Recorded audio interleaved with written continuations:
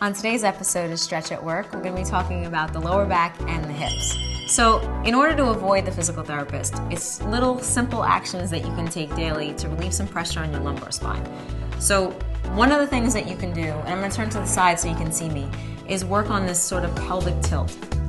Again, I'm not compressing the vertebrae, I'm just tilting the pelvis forward and I'm tilting it back. I'm trying to find sort of neutral spine and I'm opening up those lower back muscles. Simple.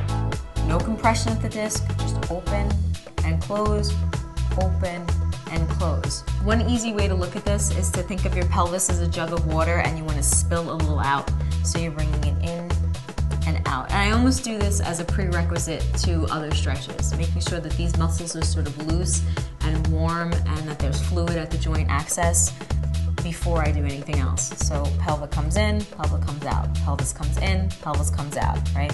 Now, I'm rounding slightly forward and I'm linking on and I'm relieving some pressure as I roll and then come back up. And roll and come back up. So this again is really simple and really small, and then if I want to make it bigger, I'm going to open up more of my body by opening up the chest and then rounding the back a little bit more intensely.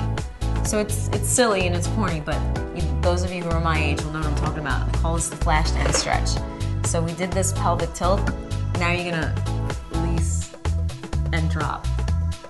Release and drop. So you're arching and lowering. And of course, this is getting chest and neck and everything as well because your whole body's interconnected. But once all of this is loose, it'll affect your lower back. So you arch up and then drop back. You arch up and then you arch back.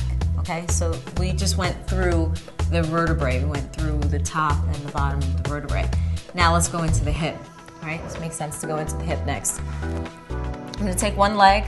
Remember, you're going to do both sides, but let's start with one. I'm going to take my right leg and place it on top of my left.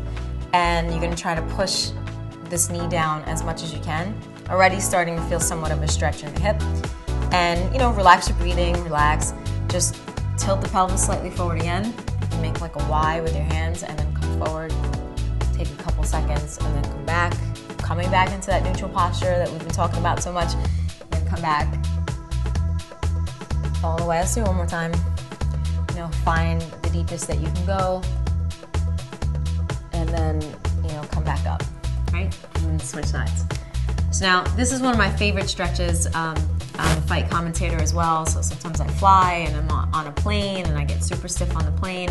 So one thing that you can do, I call this the tie my shoe stretch, is reach down and add a good rotation for your spine, your lower back as well. So I'm going to take my right hand and bring it towards the heel of my foot and drop down, and then slowly extend my arm up, stretching out the fingers and the hands. We already talked about that, right? And then come back up. And when you do the same thing on the other side, sort of windmill it from side to side, or hold one, then go to the other side. But it's a really, really great stretch to do. Helps alleviate a little bit of pressure in the lower spine. And then let that go. And remember, your range of motion is going to be different than everybody else's range of motion. Stretching is not about looking Cirque du Soleil. It's about, opening up the body, relieving some stress at the joint access, and getting yourself out of this posture that you've possibly been in all day long. For more great stretches that you can do at your desk, check out more episodes of Stretch at Work.